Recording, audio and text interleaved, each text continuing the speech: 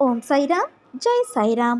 என் அன்பின் சாய் குடும்ப உறவுகளே, உனது தற்போதைய நிலைமை மாறி நீ நீண்ட நாட்களாக எதிர்பார்த்த அழகான ஒளிமயமான வாழ்க்கை உன்னை தேடி வரும் நேரம் இது. உனது வாழ்க்கை இனி கற்கண்டை போல இனிக்கப் போகிறது என் தங்கமே. நீ என்னிடம் வந்து சேர்ந்தது முதல் என் மீது எவ்வளவு பிரியமாகவும் பக்தியோடும் இருக்கிறாய் என்பதை உன் சாயப்பாவான நான் அறிவேன். பிறர் மீது நீ காட்டும் அன்பு, உனது சிந்தனை, நடவடிக்கைகள், பக்தி எல்லாவற்றினாலும் என் பெருமையை நீ உயர்த்தியிருக்கிறாய். இவ்வளவு சிறப்பாக செயல்பட்டாலும் உன்னிடம் சிறு சிறு குறைகள் உள்ளது. அவற்றை நீ கைவிட வேண்டும் என்பதே என் விருப்பம். சுயநலத்தை ஒழித்து எல்லா உயிர்களையும் நேசி. முடிந்தவரை பிறருக்கு என்ன உதவி தேவைப்படுகிறதோ அந்த உதவியை அவர்களுக்கு செய். ஒழுக்கம் என்னும் அடித்தளத்தில் வாழ்க்கையை அமைத்து கொண்டு வாழ கற்றுக்கொள். ஒழுக்கம் என்பது உன் அன்பிற்கு பாத்திரமானவர்களுக்கு மட்டுமே நீ காட்டுவது கிடையாது. உன்னை சுற்றியுள்ள அனைவரிடமும் நேர்மையை நீ கடைபிடிப்பது, அதுவே தர்மம். அதற்கான பலன்களை பற்றியெல்லாம் நீ யோசிக்காதே. நீ செய்த தர்மத்தின் பலன் நிச்சயம் உன்னை தலை காக்கும்.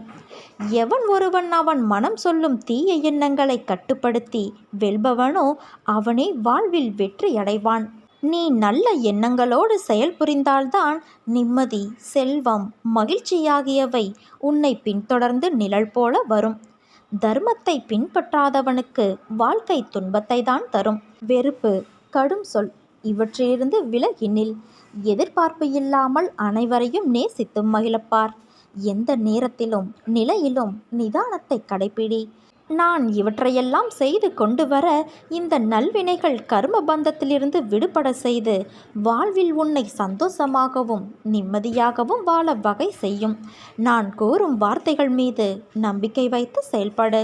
நான் உன்னோடு தான் இருக்கிறேன், என்றும் இருப்பேன். இனிமேல் உன் வாழ்க்கையில் பொற்காலம்தான். அனைத்தும் வசந்தமாக வீசப்போகிறது என் செல்வமே. உன் அம்மாவாக அப்பாவாக நான் என்றும் துணையிருப்பேன். நீ என் பரிபூரண அருளும் அன்பும் ஆசியும் பெற்ற என் செல்ல பிள்ளை. என் பிள்ளையே, உன் மனம் சில நேரம் உன்னிடம் என்ன செய்து என்ன ஆகப் போகிறது என்று மாயையை காண்பித்து உன்னை சோம்பலில் ஆழ்த்துகிறது. ஆனால் பிறப்பு விதிப்படி கர்மவினையை தீர்க்க நீ செயல்பட வேண்டும்.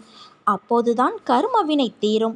சோகமாக மூளையில் அமர்ந்து விடுவது வினையை தீர்க்காமல் அப்படியே வைத்திருக்கும். உனக்கு விதிக்கப்பட்ட கடமைகளை நீ செய்துதான் ஆக வேண்டும். உனக்கு அதற்கான சக்தியை நான் தருகிறேன். வெயிலுக்கு நிழல் போல அவ்வப்போது இன்பம் தந்து வினை தீர்க்க செய்வேன். அதன் பிறகு நன்மையே நடக்கும். நீ நம்பிக்கையோடு இருந்தால் நல்லதே நடக்கும். சாய் நான் இருக்க பயம் ஏன் உனக்கு?